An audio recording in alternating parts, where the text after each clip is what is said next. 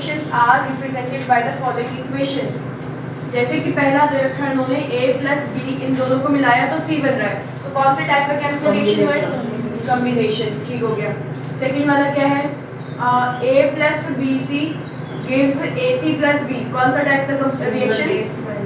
Displacement या फिर single displacement, दोनों एक ही बात होती है ना, ठीक है। थर्ड वाला क्या है?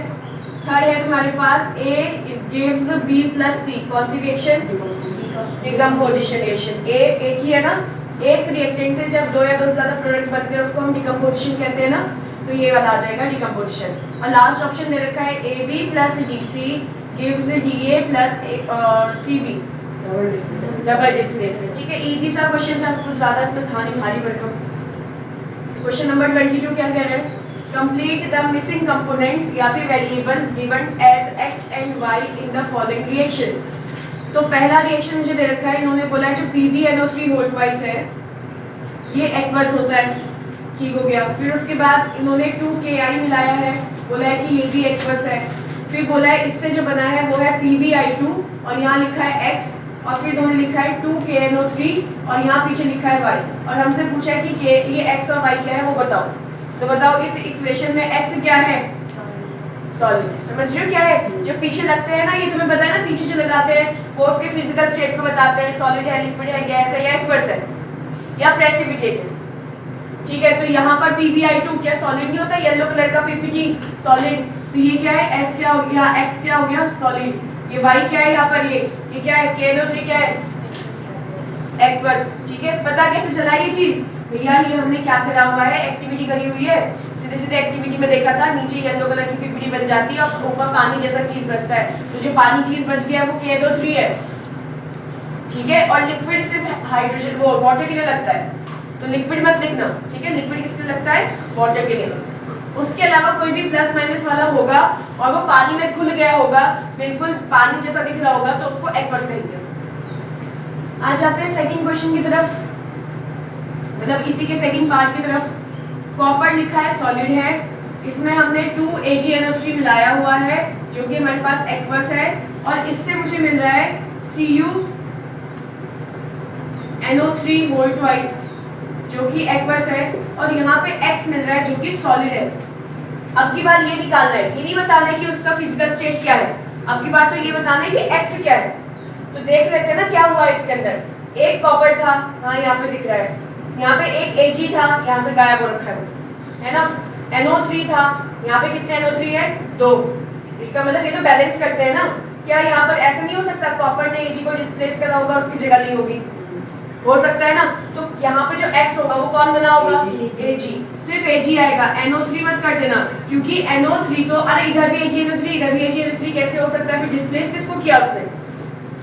समझ में आ रहा है? तो यहाँ पे सिर्फ क्या आएगा? Ag। अब ये बैलेंस, अरे देखो ना यहाँ पे टोटल NO3 कितने हैं? 2। तो ये भी तो देखो टोटल NO3 कितने हैं? 2 हुए कि नहीं है? यहाँ पे Ag कितने हैं? 2, और इस साइड Ag कितने हैं? 1। तो यहाँ पे तुम लिखोगे जो X है वो क्या है? 2Ag है। आया? ठीक है। इसका थर्ड पार्ट क्या बोलता है? थर्ड पार्ट है इसमें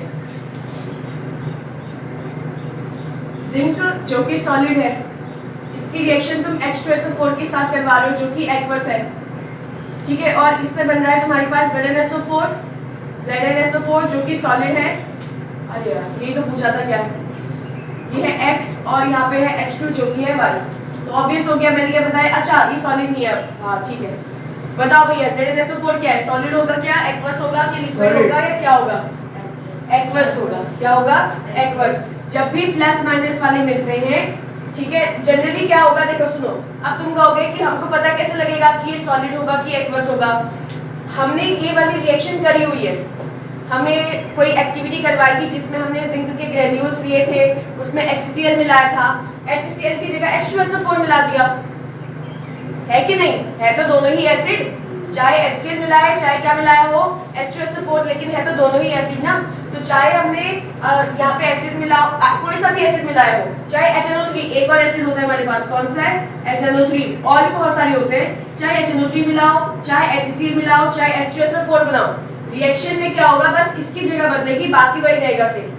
अगर मैंने HNO3 कर दिया तो ZnNO3 होल ट्वाइस आ जाएगा इसके चार्ज के अकॉर्डिंग। कि इसके ऊपर कितना, जैसे NO3 पे चार्ज कितना आता है -1, जिंक पे चार्ज कितना होता है +2, तो कैसे बनेगा? क्या ये ऐसा नहीं बनेगा जिंक NO3 होल ट्वाइस नहीं बनेगा? चार्ज इधर उधर नहीं बैलेंस करते हो तुम, करते हो ना? जैसे यहाँ पे क्या है Cl के पास साइन क्या होता है -1, जिंक पे साइन क्या होता है +2, तो अगर तुम Cl और जिंक की रिएक्शन करवाते हो तो ZnCl2 बनेगा। समझे ना? चार्ज को इधर उधर फेंक कर, जो मैंने तुमको पहले सिखा रखा है ना कैसे चार्ज को फेंका होता है। तो यहाँ पर SO4 क्या है -2 वाला है ना, -2, जिंक क्या है +2, तो -2 से +2 वाला कैंसिल हो गया, इसलिए ZnSO4 से इसलिए लिखा हुआ है। अब ऐसे में क्या होता है, जब हमने एक्टिविटी करी हुई थी लिक्विड वाला बच जाता है और H उसमें से गैस निकलते हुए दिखाई देती। ये जो जिंक है ना वो एसिड के साथ इतना ज्यादा रिएक्ट करते रहता है कि इसमें भाप निकलती है। भाप कह रही हूँ मैं, भाप नहीं, गैस निकलती है। सॉरी, मैंने एक बार पहले भी भाप बोल दिया था ऐसी रिएक्शन में, वो भाप नहीं, वो क्या होता है गैस निकलती है। तो वो जो गैस है वो कुछ नहीं, वो H2 ही तो होगा। तुमको पता है ना H2 जो साथ साथ चिपके होते हैं, नॉन मेटल जो साथ साथ होते हैं जैसे कि Cl2, H2, O2, ये सारे क्या होते हैं गैसेस होते हैं। याद है ऐसा कुछ? तो जो Y है वो क्या आ गया हमारे पास गैस, और जो X है वो क्या आ जाएगा एक्वस, सॉलिड नहीं आएगा। ठीक है, सॉलिड नहीं आएगा, क्या आएगा एक्वस, क्योंकि ये एक्टिविटी से रिलेटेड है सीधा का सीधा। तो एक्टिविटी में हमने देखा था जब रिएक्शन करवाते हैं तो उसका स्टेट थोड़ी चेंज हो जाता है। हाँ, ये जिंक धीरे धीरे गायब हो जाएगा, रिएक्ट होने के बाद गायब हो जाएगा, लेकिन किस में कन्वर्ट हो जाएगा एक्वस फॉर्म में। क्यों? क्योंकि ये किसमें अभी डिसॉल्व है H2SO4 में, वो कैसा है एक्वस है। समझे? ओके, इसका नेक्स्ट पार्ट क्या बोलता है?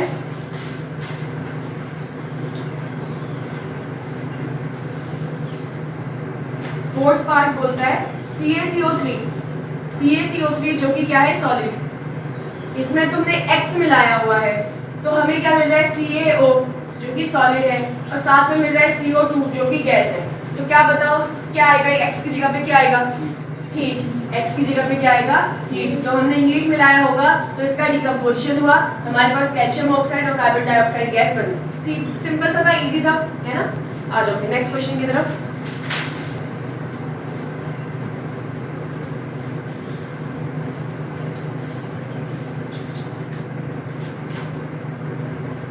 थर्ड क्वेश्चन बोल रहा है मुझसे कि zinc liberated hydrogen gas, zinc क्या निकालता है? H2 गैस निकालता है when with dilute hydrochloric acid. यानी कि जिंक की रिएक्शन जब HCl के साथ करवाते हो तो H2 गैस निकालता है, बाकी जो बचा है उसकी बात नहीं कर रहा है। उसने बोला जिंक क्या निकालता है? H2 गैस निकालता है जब तुम HCl के साथ रिएक्शन करवाते हो। आगे बोलता है लेकिन कॉपर नहीं करता ये चीज, यानी कि कॉपर की रिएक्शन HCl के साथ करवाते हो तो ये रिएक्शन नहीं होती है, ऐसा हमसे पूछा गया है। और बोलता है ऐसा क्यों होता है? उसने हमें स्टेटमेंट दी, हमें दो स्टेटमेंट दे रखी है। पहले बोलता है जिंक जब HCl के साथ रिएक्ट करता है तो H2 गैस बनता है, बाकी और चीज भी बनता है, हमें पता है, थोड़े पहले देखा, लेकिन हमें सिर्फ ये बोला H2 गैस बनता है। लेकिन कॉपर की रिएक्शन जब HCl के साथ करवाते हैं तो कुछ भी रिएक्शन नहीं होती है। तो बताओ क्यों नहीं होती है? क्या रीजन लिखेंगे क्यों नहीं होती? more reactive than zinc.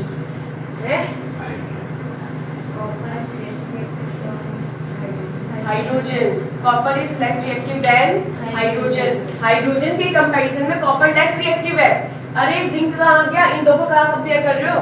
जिसके साथ रिएक्ट कर रहा है उन दो को देखो ना तुम। हमारे पास क्या आता है? काशीनाथ का माली आता है ना, काशीनाथ का माली आलू जरा फीके पकाता है, कौन है जी आगे आओ, ऐसा आता है ना।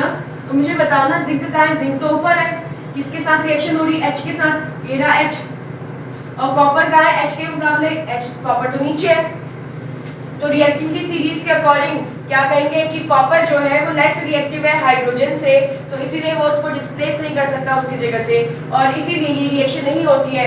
लेकिन जो जिंक है वो हाइड्रोजन से ज्यादा रिएक्टिव है, तो वो H को HCl से डिस्प्लेस करके H2 गैस बना देता है।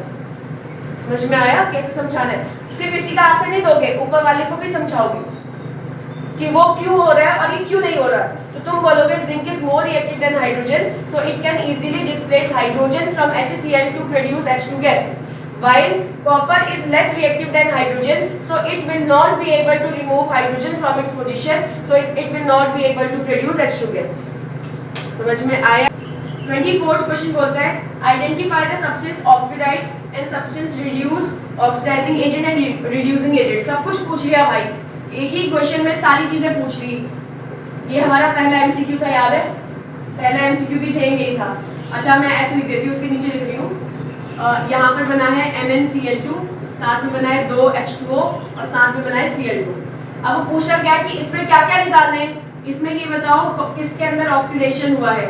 तो ऑक्सीडाइज्ड सब्सटेंस कौन है, रिड्यूस्ड सब्सटेंस कौन है, साथ में पूछता है रिड्यूसिंग एजेंट बताओ और साथ में पूछता है ऑक्सीडाइजिंग एजेंट बताओ, इसमें से कौन सा। तुम्हें मैंने एक चीज बता रखी थी कि जो प्रोडक्ट होते हैं प्रोडक्ट, वो कभी भी मेरे इस आंसर में नहीं आ सकते। याद है ऐसा कुछ कि हमारे पास जितने भी प्रोडक्ट्स होते हैं वो कभी भी आंसर में नहीं आते हैं, ठीक है? वो कभी भी oxidize, reduce, reducing agent, oxidizing agent नहीं बनते। तो बचा कौन, यही दो बचे। अब इन्हीं दोनों में से कोई ऑक्सीडाइज होगा, कोई रिड्यूस होगा, कोई ऑक्सीडाइजिंग एजेंट होगा, कोई रिड्यूसिंग एजेंट होगा। और उसमें से भी क्या अच्छी चीज है, जो ऑक्सीडाइज होगा वो रिड्यूसिंग एजेंट। उल्टा होता है ना, होता है कि नहीं होता? जिसके अंदर ऑक्सीडेशन होगा उसको रिड्यूसिंग एजेंट कहोगे नहीं कहोगे? तो यहाँ पे दो आंसर सेम आएंगे, समझे? जो ऑक्सीडाइज होगा वो रिड्यूसिंग एजेंट और जो रिड्यूस होगा वो कैसा एजेंट हो जाएगा, ऑक्सीडाइजिंग एजेंट। समझ रहे हो? तो दो आंसर सेम आएंगे। तो अब यहाँ से देख लेते हैं क्या हुआ।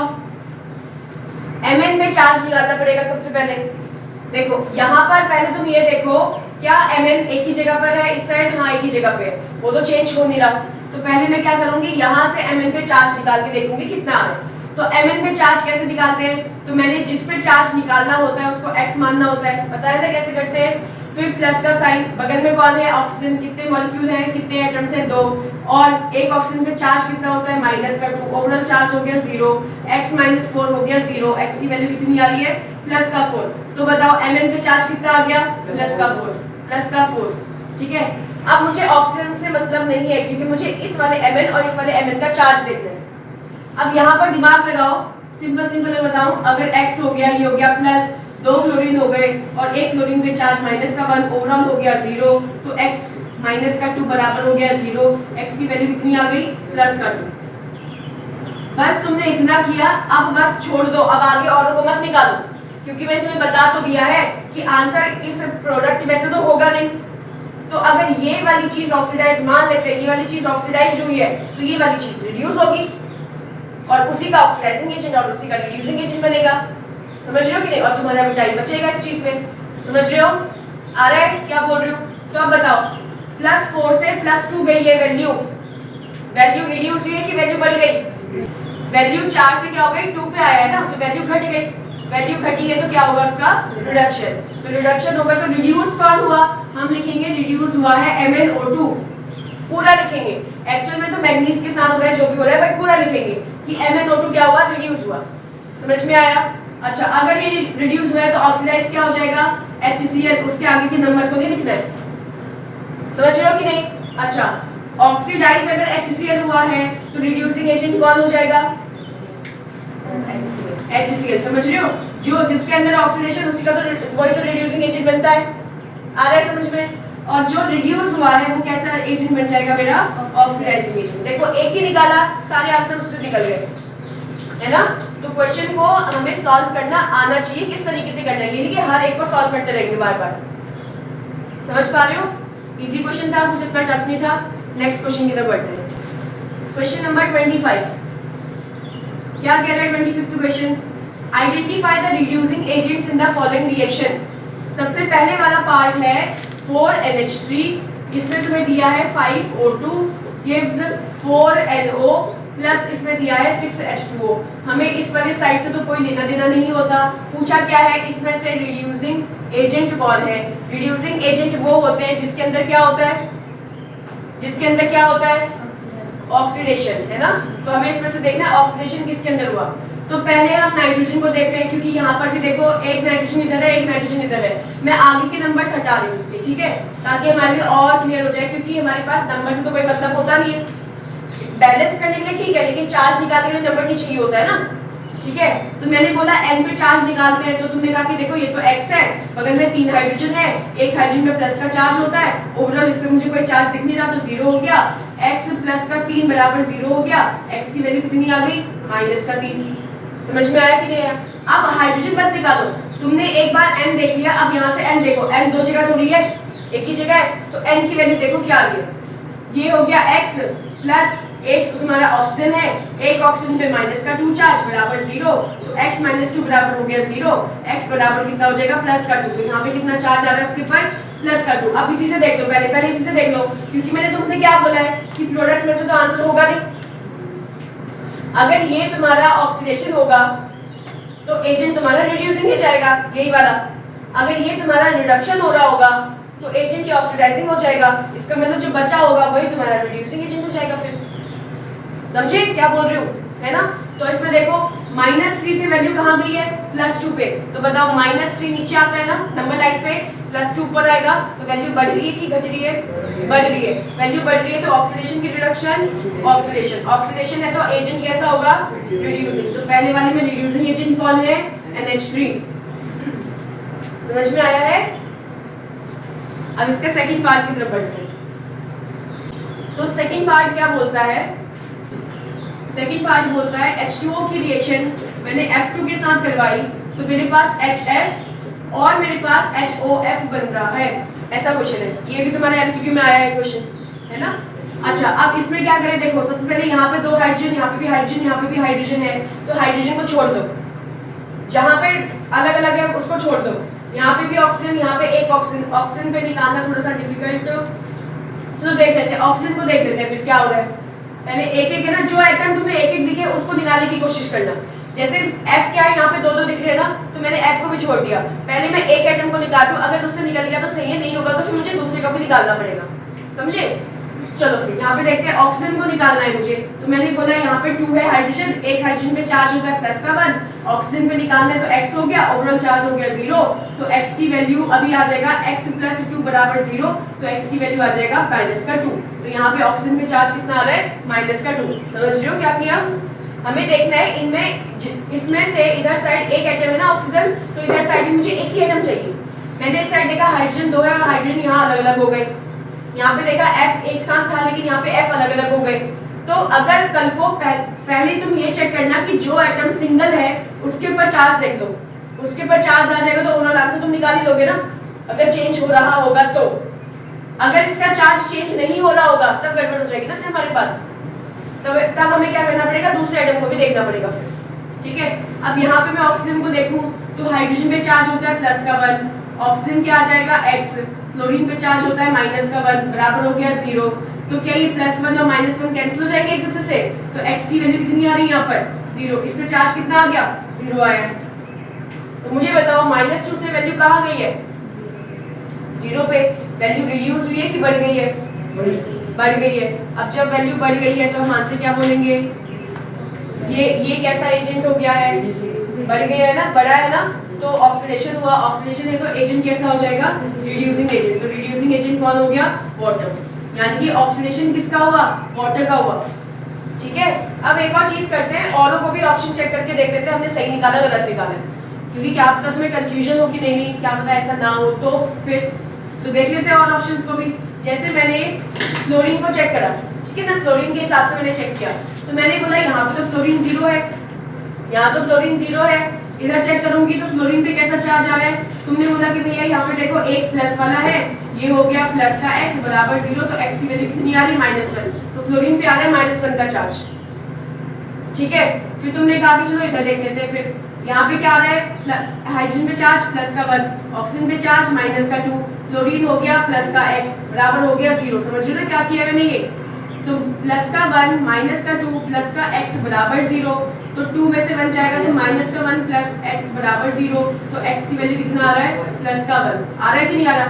आप देखो यहाँ पे दिक्कत क्या है, यहाँ दिक्कत क्या है, फ्लोरीन 0 से -1 में जा रहा है, मतलब वैल्यू रिड्यूस हो रही है, और 0 से +1 में जा रहा है, वैल्यू क्या हो रही है, बढ़ रही है। समझे या नहीं समझे, ऐसे कैसे हो गया। तो अब ये क्या हो गया कि एक ही एटम की वैल्यू घट भी रही है और एक ही एटम की वैल्यू बढ़ रही है। ठीक है, तो इसको बोलते हैं डिस्प्रपोर्शनेशन रिएक्शन। क्या बोलते हैं इसे, डिस्प्रपोर्शनेशन रिएक्शन, जो हमारी सिलेबस में नहीं है।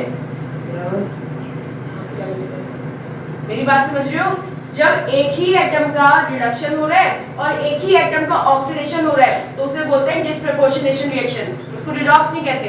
तो रिडॉक्स में और डिसप्रपोर्शनेशन में डिफरेंस होता है, समझे? रिडॉक्स में क्या होता है, एक का अगर ऑक्सीडेशन है, मान लेते हैं इसका ऑक्सीडेशन है, तो एक का अगर ऑक्सीडेशन होगा तो दूसरे का रिडक्शन होगा, उसका ऑक्सीडेशन नहीं है, अपने एक का ऑक्सीडेशन है तो उसी का रिडक्शन नहीं होता यहाँ पे, ठीक है?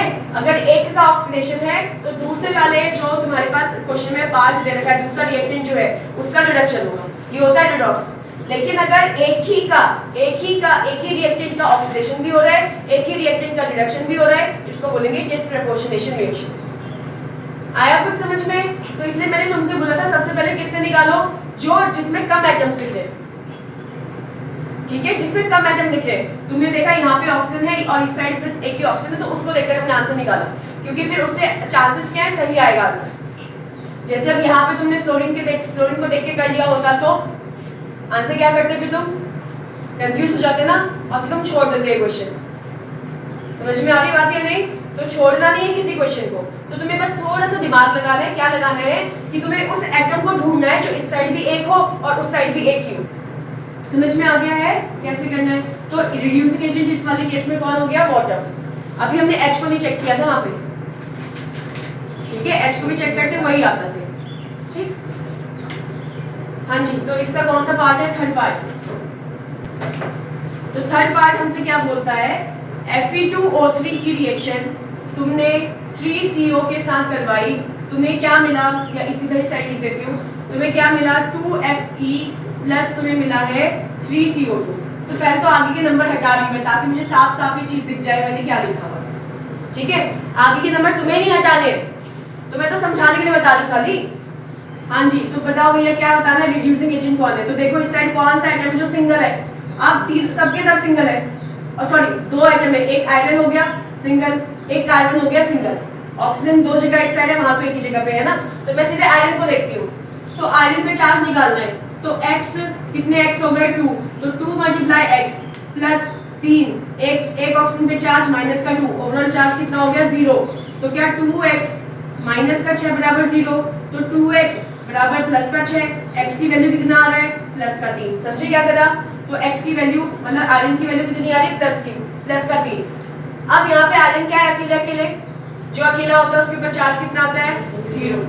तो अब मुझे बताओ प्लस 3 से वैल्यू बढ़ी है कि घटी है, घट गई है, तो रिडक्शन हुआ ऑक्सीडेशन, रिडक्शन एजेंट कैसा हो जाएगा ऑक्सीडाइजिंग। लेकिन हमसे पूछा क्या है रिड्यूसिंग, तो रिड्यूसिंग एजेंट कौन बचेगा CO, क्योंकि यहाँ से तो आंसर नहीं दे सकते हम, पता है ना, प्रोडक्ट साइड आंसर आएगा नहीं, तो आंसर कहाँ से देना है, रिएक्टेंट साइड से दोगे। तो रिएक्टेंट में अगर एक ऑक्सीडाइजिंग हो चुका है, सॉरी एक के अंदर रिडक्शन हो गया है, तो वो ऑक्सीडाइजिंग एजेंट हो गया ना। तो हमें क्या बताना पड़ेगा, रिड्यूसिंग जो हमें रिड्यूसिंग एजेंट पूछा था उसके बगल वाले से बताना पड़ेगा, बिना उसको निकालो। समझ में आ रहा है? एक का आंसर निकालो, उसी के रिस्पेक्ट में सारे आंसर तुम बता दोगे। 2H2 की वैल्यू, सॉरी 2H2 रिएक्ट हुआ O2 के साथ, तो हमारे पास क्या बना 2H2। अब हमें इसमें बताना है कि कौन सा तुम्हारा क्या है रिड्यूसिंग एजेंट। तो मैंने नंबर हटा दिया आगे से, ठीक है, सिर्फ देखने के लिए। हाँ, तो अब देखो अब बढ़िया हो गया, एक इधर है ना, अलग अलग बचे नहीं है, तो किसी में भी वैल्यू निकाल दो, इसके ऊपर 0 साइन रहेगा, जो अपने साथी के साथ होता है उसके ऊपर 0 साइन, इसके ऊपर भी 0 साइन। मैं इसके ऊपर निकाल रही हूँ और यहाँ से भी मैं हाइड्रोजन के ऊपर निकाल देती हूँ, ठीक है।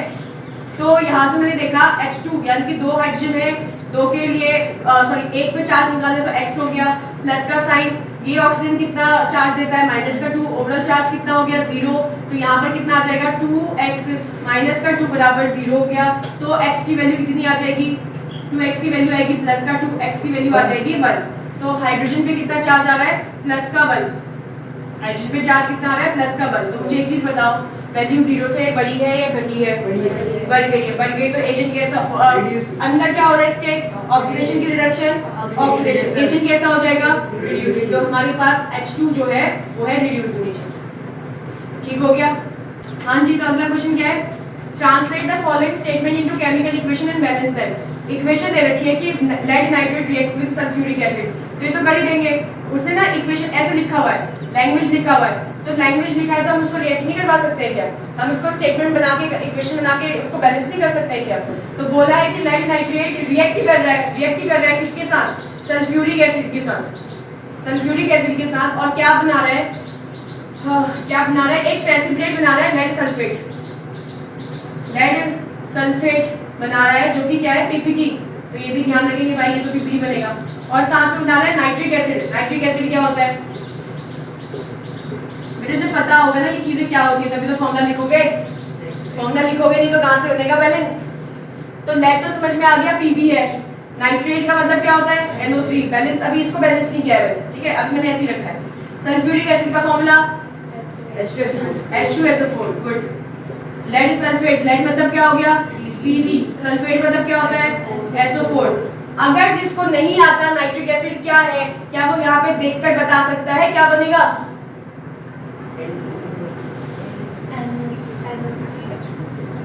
NO3 और H2, H2NO3, H2NO3, मैंने क्या बोला है HNO3 भाई, मैंने तुमसे क्या बोला है, नीचे के नंबर यहाँ लिखते नहीं है, ये तो हम निकालते हैं, क्या नीचे वही नंबर रहेगा नहीं रहेगा, है ना। अरे ये जो इसका नाम हाइड्रोजन सल्फेट होता है, ये तो हम इधर उधर चार्ज बैलेंस करके निकालते हैं H2SO4। अभी समझाती हूँ मैं क्या बोल रही हूँ। इसके पर चार्ज कितना आता है +2, इस NO3 पे चार्ज कितना आता है -1, तो प्लस माइनस से पास आएंगे, ये जो 2 है इसके बेस पे नहीं जाएगा और ये वाला 1 उसके बेस पे नहीं जाएगा, तो क्या फॉर्मूला PbNO3 होल ट्वाइस हो गया, हो गया। तो यहाँ क्यों नहीं कहा फिर H2NO3 होल 2, क्योंकि यहाँ था ही नहीं NO3 2, समझ रहे हो। तो वो तो तुम्हें बनाना पड़ता है ना, तो तुम्हें सिर्फ एटम्स रखने हैं, एटम्स और कंपाउंड, सिर्फ मतलब आयंस रखने हैं पॉजिटिव नेगेटिव वाले, उसके नीचे 2 3 4 5 मत लिखो। अब तुम कहोगे NO3 का तो 3 रखा है, अरे क्योंकि वो एक कंपाउंड है ना, एक आयन है नेगेटिव वाला NO3, नाइट्रेट आयन पूरा का पूरा NO3 नेगेटिव होता है भाई, समझ रहे हो। हाइड्रोजन को H2 लिखते हैं क्या, हाइड्रोजन को H पॉजिटिव लिखते हैं, हाइड्रोजन आयन की बात कर रहे हो, आयन की बात, हम प्लस माइनस वाला पढ़ रहे हैं ना, तो हम हाइड्रोजन को H पॉजिटिव नहीं लिखते हैं क्या, सल्फेट को क्या लिखते हैं SO4 2 नेगेटिव, पूरा लिख रहे हैं ना नीचे 4, समझ में आ रहा है क्या बोल रहे हो। नाइट्रेट को NO3 होल ट्वाइस लिखते हैं क्या, NO3 होल ट्वाइस लिखते हैं, नाइट्रेट को क्या लिखते हैं NO3 लिखते हैं सिर्फ, समझ रहे हो। हाँ तो ये याद रखना, नाइट्रिक एसिड मतलब कुछ नहीं होता, HNO3 होता है। अच्छा ये समझिए हो ना कि कैसे करना है। कभी कभी किसी इक्वेशन में तुम्हें पता ही नहीं चल रहा ये है क्या, तो तुम देखो ना Pb यहाँ आ गया, इसका सल्फेट यहाँ आ गया, तो क्या बचा होगा एक H, उसके नीचे का नंबर मत देखो, एक H बचा होगा, एक NO3 बचा होगा, वो तो बाद में देखेंगे नीचे नंबर आएगा कि नहीं आएगा। जैसे मैंने इसके नीचे देखा ना नंबर आ रहा है, समझ में आई बात, मैंने इसके नीचे देखा ना नंबर आ रहा है 2, वो भी कैसे आया ये मैंने तुमको बताया है ना। ये तो बैलेंस है, H2SO4 तो ऐसे ही होता है। इसको देखो Pb पे चार्ज कितना होता है +2, सल्फेट पे चार्ज कितना होता है -2, तो प्लस माइनस से पास आएंगे, 2 से 2 कैंसिल हो गया, तो इसका फॉर्मूला क्या बन जाएगा PbSO4। आया समझ में। हाइड्रोजन में चार्ज +1, NO3 पे पूरे पे चार्ज कितना आता है -1, तो ये भी बैलेंस है पूरे का पूरा, समझ में आया। अब वो क्या बोलता है कि तुमने इन दो की रिएक्शन करवाई तो ये बना और इसको साथ में बैलेंस भी करो। उसने मुझे स्टेटमेंट दिया हुआ है, स्टेटमेंट कि लेड नाइट्रेट की रिएक्ट करता है सल्फ्यूरिक एसिड के साथ और एक प्रेसिपिटेट बनाता है लेड सल्फेट का और नाइट्रिक एसिड का। अब उससे क्या बनाना है हमें इक्वेशन, तो ये रही इक्वेशन। तो इन सबको अगर मैं रब करूं, ठीक है, तो मेरे पास आंसर ऐसे बनेगा, ये। तो मैंने बोला कि भाई देखो बनेगा ऐसे ना, मैं ऐसे को लिख रही हूँ, ठीक है। तो मैंने बोला भैया देखो तुमने इनकी रिएक्शन करवाई तो ये बना तुम्हारे पास, समझ में आया कि नहीं। अब करना है बैलेंस, क्योंकि उसने बोला है पहले तो इक्वेशन बनाओ साथ में उसको बैलेंस भी करो, साथ में बैलेंस भी करो। तो देखो भैया Pb कितने, 1, इधर भी 1, NO3 कितने हैं टोटल 2, इधर NO3 कितना है 1, तो इसके आगे 2 लगा दिया। हाइड्रोजन कितने हैं 2, तो इसके आगे 2 लगा हुआ है। सल्फेट कितना है SO4 और इधर भी कितना है SO4। आया समझ में क्या करा हमने, ठीक है। तो ये था इसका पहला part. Magnesium burns in the presence of nitrogen to form magnesium nitride. उसने बोला है मैग्नीशियम को तुम बर्न कर रहे हो, किसके साथ बर्न कर रहे हो भैया, इन the presence of nitrogen. Nitrogen के प्रेजेंस में तुम मैग्नीशियम को बर्न कर रहे हो और क्या बन रहा है, बोलता है मैग्नीशियम नाइट्राइड बन रहा है। क्या बन रहा है, मैग्नीशियम नाइट्राइड। तो इक्वेशन बनाओ। मैग्नीशियम मतलब क्या होता है Mg। ऑक्सीजन का मतलब क्या होता है, ऑक्सीजन का सिंबल O होता है, O2, ठीक है। ऑक्सीजन एटम कहेगा, ऑक्सीजन एटम तो O लिखेंगे, ऑक्सीजन बोला है तो O2 लिखेंगे, ऑक्साइड में भी O है। ऑक्साइड में O आता है, O आएगा, उसके पीछे ऑक्साइड लगाया तो O आएगा। नाइट्रोजन मतलब क्या, N2, ठीक है। अब रिएक्शन करवाएंगे मैग्नीशियम नाइट्रेट, जिसको नहीं समझ में आता तुम्हें पता है Mg आएगा और N आएगा, ये तो पता है ना, इसका Mg और इसका N, नंबर तो लेना ही नहीं है, नंबर तो लेना नहीं है। अब बैलेंस करो, मैग्नीशियम में चार्ज कितना, +2, नाइट्रोजन में चार्ज कितना, -3, नाइट्रोजन में कितना चार्ज होता है, -3, समझ रहे हो। अच्छा ऐसे याद करो, फॉन, फॉन याद करो, फॉन, फॉन में -1, -2, -3, समझे। फॉन याद करेंगे तो क्या होगा, फ्लोरीन पे चार्ज -1, ऑक्सीजन पे चार्ज -2, नाइट्रोजन पे चार्ज -3, याद रहेगा, ठीक है। हाँ अब क्या हो गया, -3 का चार्ज प्लस माइनस से पास आएंगे तो क्या Mg के बेस पर 3 चले जाएगा और ये नाइट्रोजन के बेस पे 2 चले जाएगा क्या, तो क्या मेरा फॉर्मूला बनेगा Mg3N2 बनेगा कि नहीं बनेगा। अब करेंगे बैलेंस, ये तो हमने निकाल दिया। अब बैलेंस कैसे करेंगे, कितने Mg है भैया, तो इसके आगे 3 लग जाएगा, कितने N2 है तो इसके आगे 2 है, बैलेंस भी हो गई हमारी इक्वेशन, समझ में आया। लास्ट पार्ट क्या बोल रहा है तुमसे, थर्ड पार्ट, एल्यूमिनियम मेटल है, एल्यूमिनियम की जो मेटल है उसका एक स्ट्रिप ले रखा है, एक टुकड़ा ले रखा है, इसको तुमने हाइड्रोक्लोरिक एसिड के साथ, हाइड्रोक्लोरिक एसिड के साथ रिएक्ट करवा रखा है और इसमें क्या बन रहा है, इसमें बोला है कि एल्यूमिनियम क्लोराइड बन रहा है, एल्यूमिनियम क्लोराइड बन रहा है, स्पेलिंग गलत हो गई, और साथ में बन रहा है तुम्हारे पास हाइड्रोजन गैस, हाइड्रोजन गैस। अब इसको क्या करना है, इक्वेशन बनाओ उसकी, एल्यूमिनियम मतलब Al, कुछ भी नहीं लगाया, सिंपल Al होगा। हाइड्रोक्लोरिक एसिड बताओ क्या होता है, HCl, ठीक है। इसके साथ रिएक्शन क्या बना इसका, एल्यूमिनियम क्लोराइड, तो Al रखा, क्लोराइड मतलब Cl, अरे सीधे उठाओ ना, Al और Cl को साथ में रखा और साथ में क्या है, हाइड्रोजन गैस, तो कौन सा है, H2 है ना, हाइड्रोजन एटम होता तो H लिखते। अब क्या करना है, पहले देखो क्या हमने सही बनाया कि नहीं बनाया, ये तो अकेला अकेला है, उसमें कोई भी वो नहीं होगा, 2 3 4 5 आगे पीछे बेस पे लगेगा नहीं, है ना, जो अकेला होता है पता है ना, वो अकेला रहता है, उसमें कोई नीचे बेस पे 2 3 4 5 6 नहीं आता। अब यहाँ HCl क्या फॉर्मूला सही है गलत है, सही है। इसको देखो, Al पे चार्ज +3, Cl पे चार्ज -1, प्लस माइनस से पास आएंगे और क्रॉस मल्टीप्लाई होगा तो क्या Al1 Cl3 बन रहा है, Cl3 बन रहा है और यहाँ पे बन गया H2। अब करेंगे बैलेंस, कितने एल्यूमिनियम, 1, इधर भी 1, कितने क्लोरीन है, 3, यहाँ पे कितने क्लोरीन है, 1, तो इसके आगे 3 लगा देंगे, कितने हाइड्रोजन हो गए, 3, लेकिन यहाँ कितने, 2। अब गड़बड़ हो गया कि नहीं हो गया।